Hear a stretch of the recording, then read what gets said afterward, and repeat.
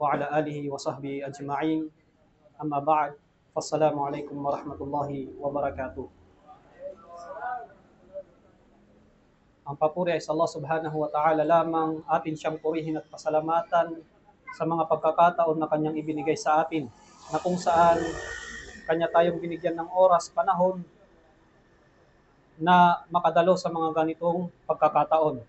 So, ang aking tatalakayin ngayon ay asbabul inhiraf anid din, yung mga dahilan ng pagkaligaw o mga dahilan, nagdadahilan sa pagkaligaw o pagkalihis sa pananampalataya. So sisimulan ko ang topic na ito sa pagbanggit ng hadith na naiulat ni Abdullah bin Mas'ud. Kanyang sinabi, "Khatta lana Rasulullah sallallahu alaihi wasallam khattan." Sinabi ni Abdullah bin Mas'ud, ang propeta sallallahu alaihi wasallam daw ay sumulat o gumuhit ng isang guhit. At kanyang sinabi, "Hada sabilullah." Ito yung landas ng Allah subhanahu wa ta'ala. Thumma khatta qututan an yaminihi wa an shimalihi. At pagkatapos ay gumuhit ng mga guhit sa mga kanan nito at sa kaliwa nito. At kanyang sinabi, "Hazihi subul wa ala kulli sabilin minha syaitanun yad'u ilayh." Sinabi niya, ito ay mga landas. Yung mga ginuhit niya sa mga gilid ng isang guhit na matuwid, sinabi niya ito ay mga landas na kung saan ang bawat isa dito, ang bawat isang landas dito ay nag-aanyaya, merong syaitan na nag-aanyaya patungo dito. At kanyang sinabi, "Wa anna hadha sirati mustaqiman fattabi'uhu wa la tattabi'us subula fatafarraqa bikum an sabilihi." Sinabi ng propeta sallallahu alaihi wasallam, at ito yung aking landas na matuwid, at inyo siyang sundin, at huwag ninyong susundin ang ibang mga landas, dahil kayo ay mahihiwalay sa landas ng Allah subhanahu wa ta'ala. So, yung unang pangyayari ng pagkalihis sa pananampalataya, ito ay nangyari sa panahon ni Nuh alayhi salatu wassalam. Sa panahon ni Propeta Nuh alayhi salam, mayroong mga tao na mga salihun, mga matutuwid na mga tao. Sila Waddun wa Sawa'un wa Yaguthun wa Ya'uqun wa Nasrun. Sila ay mga matutuwid na tao sa panahon ni Propeta Nuh alayhi salatu wassalam. Wa kana lahum atba'un yaqtaduna bihim. Meron daw sa kanila na tagasunod nila, tagasunod ng mga taong mga salih na ito. Ngunit nang sila ay mamatay na, sila ay mga nalungkot. Nalungkot ang mga tagasunod nila. At kanilang sinabi, kung tayo ay gagawa ng larawan, tayo ay magiging sabik na gumawa ng pagsamba sa Allah subhanahu wa ta'ala. At sila ay gumawa ng mga larawan bilang maging inspirasyon nila o maging inspirasyon nila sa paggawa ng mga kabutihan, mga pagsamba sa Allah subhanahu wa ta'ala, at kanila silang maalala. At katulad ng ibang pagkalihis sa pananampalataya, ito ay nagsisimula sa maliit na bagay. Hanggat sa hindi natin namamalayan sa pagdaan ng mga araw, ay ito ay lumalaki ng lumalaki o lumalawak ng lumalawak. Hanggang sa dumating ang panahon, ito ay winaswasan sila ng mga syaitan, at naging sinabi nila sa kanila na ginawa ng mga ama nila yung mga larawan ng mga salih na ito dahil sila ay nananamba sa kanila, sumasamba sa kanila, humihingi ng mga ulan, at sinamba nila ang mga salih na ito maliban sa Allah subhanahu wa ta'ala. So dito nagsimula ang unang pangyayari ng pagkalihis sa pananampalatayang Islam. Al-asbabul inhiraf anid din, yung mga dahilan ng pagkalihis sa pananampalataya, ito ay napakaraming uri. Ngunit ating babanggitin ang tatlong uri na pinakamatataas na uri, pinakamalalaking uri ng pagkalihis sa pananampalataya. Ang una dito, ittiba'u wasawisyush syaitan. Ito yung pagsunod sa mga bulong ni syaitan. inna ittiba'u wasawis syaitan min a'zami asbabil inhirafu 'anid din. Katotohanan na ang pagsunod sa mga bulong waswas ng syaitan, ito yung pinakamalaking dahilan ng pagkalihis sa pananampalataya. Katotohanan na nagsimula ang pakikipaglaban ng syaitan sa panahon ni Propeta Adam alayhi salatu wassalam. Magmula nang utusan siya ng Allah subhanahu wa ta'ala na magsudyod kay Adam. Siya ay tumanggi at nagmalaki. At magmula rito ay pinaalis siya ng Allah subhanahu wa ta'ala. Pinalabas siya ng Allah subhanahu wa ta'ala mula sa kanyang rahma, mula sa awa ng Allah subhanahu wa ta'ala. At magmula rito ay nanumpa ang syaitan na siya ay magsisikap. Gagawin niya ang lahat ng mga paraan upang ang mga anak ni Adam ay kanyang mailigaw sa matuwid na landas. Kama hakazalik al-Quran anhu, katulad ng sinabi sa Quran sa kanya, qala ta'ala, qala fabima aghwaytani la'aq'udanna lahum siratakal mustaqim, thumma la'atiyannahum min bayni aydihim wa min khalfihim wa an aymanihim wa an syama'ilihim wa la tajidu aktsaruhum syakirin. Sinabi ng Allah subhanahu wa ta'ala sa banal na Quran, si Iblis ay nagwika, sapagkat ako ay iyong isinadlak sa kasalanan. Katiyakan na ako ay mauupo na nag-aabang para sa kanila sa matuwid mong landas. At pagkatapos ako ay darating mula sa kanilang mga harapan at mula sa kanilang mga likuran at sa kanilang mga kanan at sa kanilang mga kaliwa. At hindi mo matatagpuan ang karamihan sa kanila na nagpapasalamat sa inyo. Dahil ang syaitan, siya ang pinakamalaking kalaban, pinakamatinding kalaban nating mga tao, tayo ay binalaan ng Allah subhanahu wa ta'ala mula sa kanyang tukso, mula sa mga tukso ng kanyang mga waswas, ng kanyang mga bulong. Qala ta'ala, ya bani Adam la yaftatinannakum syaitan kama akhraja abawaykum minal jannah yanzi'u anhuma libasuhuma liyuriyahuma su'atihima innahu yarakum huwa wa qabiluhu min haythu la tarawnahum inna ja'alna asyayatina awliya'a lillazina la yu'minun. Sinabi ng Allah subhanahu wa ta'ala sa banal na Quran, o mga anak ni Adam, huwag ninyong hayaan o huwag kayong magpatukso sa syaitan katulad ng pagpapalabas niya sa dalawa ninyong ama o mga magulang na si Adam at si Eva mula sa Jannah. Kapwa silang hinubaran ng Allah subhanahu wa ta'ala ng kanilang mga damit upang ipakita sa kanila ang kanilang mga masiselang bahagi ng katawan. Katotohanan, nakikita kayo ng syaitan at ang kanyang mga kamag-anak, subalit kayo ay hindi nakakakita sa kanila.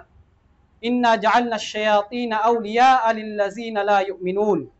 Katotohanan na ginawa namin ang mga syaitan na mga kaibigan, kapanalig ng silang mga hindi mananampalataya. So ito yung unang dahilan, nagdadahilan ng pagkalihis sa pananampalataya, yung pagsunod sa mga bulong ng syaitan. At yung pangalawa ay yung ittiba'ul hawa, yung pagsunod sa sarili. Ang tinutukoy dito na pagsunod sa sarili ay yung pag-una sa sariling kagustuhan o sa kagustuhan ng sarili kaysa sa Quran at Sunnah. At katotohanan, ito ay nagsasara sa kanyang kasama ng pag-intindi at hindi ito nakakakita at nakakarinig ng mga nasiha, mga payo. Kaman huwa a'ma wa asam wa abkam. Katulad ng siyang bulag, pipi at bingi. Qala ta'ala, afara'ayta man ittakhadha ilahahu hawahu wa adallahu Allahu ala ilmin wa khatama ala sam'ihi wa qalbihi wa ja'ala ala basarihi gishawatan faman yahdihi min ba'dillahi afala tadhakkarun. Sinabi ng Allah subhanahu wa ta'ala, nakikita mo ba ang isang tao na ginagawa niya o ginawa niya ang kanyang sarili na bilang Panginoon? Hinayaan siya ng Allah subhanahu wa ta'ala na maligaw batay sa kanyang sariling kaalaman. Wa khatama ala sam'ihi wa qalbihi wa ja'ala ala basarihi gishawatan. At sinarahan ang kanyang pandinig at ang kanyang puso at tinakpan ang kanyang paningin. Sino pa kaya faman yahdihi min ba'dillahi afala tadhakkarun? Sino pa kaya ang higit na makakapaggabay sa kanya maliban sa Allah pagkatapos ng Allah Subhanahu wa Ta'ala? Hindi ba kayo nakakaalala? Ang pagsunod sa kagustuhan ng sarili ay siya yung pangalawa na matinding kalaban ng mga tao pagkatapos ng syaitan. At ang pangatlo na dahilan na nagdadahilan sa pagkalihis sa pananampalataya ay ito yung al-jahal, ang kamangmangan. Lil jahli alwanun kasira. Sa kamangmangan, ang kamangmangan ito ay napakaraming uri. At lahat ng uri nito ay nagre-resulta sa pagkaligaw sa pananampalataya. Katulad ng kamangmangan sa kaisahan ng Allah Subhanahu wa Ta'ala, kamangmangan sa mga ahkam, mga hatol sa Islam, at pagitan ng mga hadis na malalakas at sa mahihina, wa asalibul lugatil Arabiya, at mga rules ng mga luga ng Arabiya. At ang lahat ng mga ito o ang iba dito ay nagre-resulta sa pagkaligaw ng mga tao sa tamang pag-intindi sa pananampalataya. Wa qad bayyana Rasulullah sallallahu alaihi wasallam aqibat al-jahli bid-din faqala, katotohanan ipaniliwanag ng propeta sallallahu alaihi wasallam ang parusa ng kamangmangan sa pananampalataya.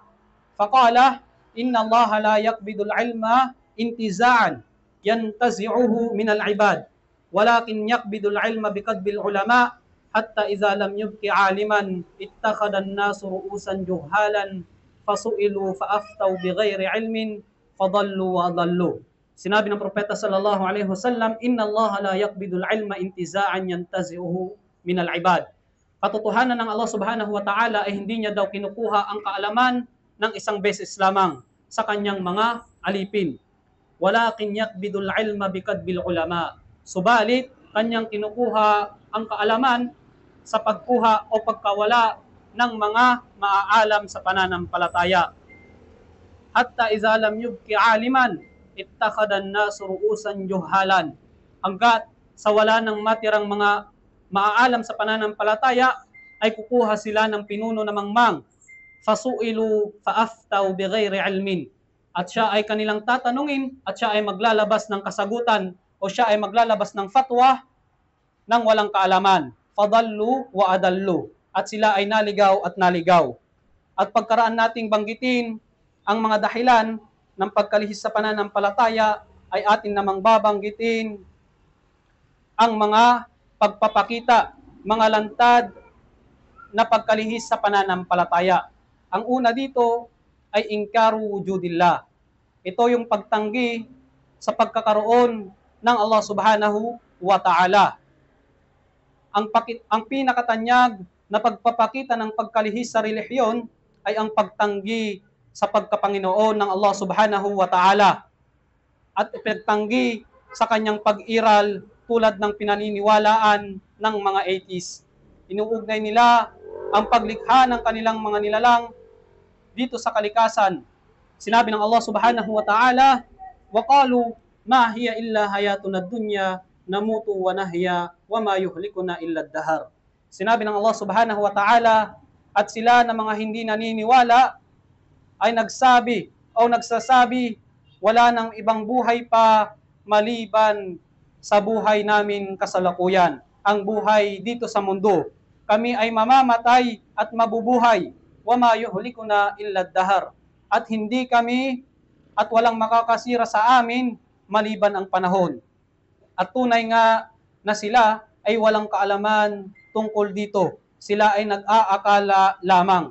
At ang pangalawa, sa mga pagpapakita ng pagkalihis sa pananampalataya ay asyirku billah. Ito yung pagtatambal sa Allah Subhanahu wa Ta'ala.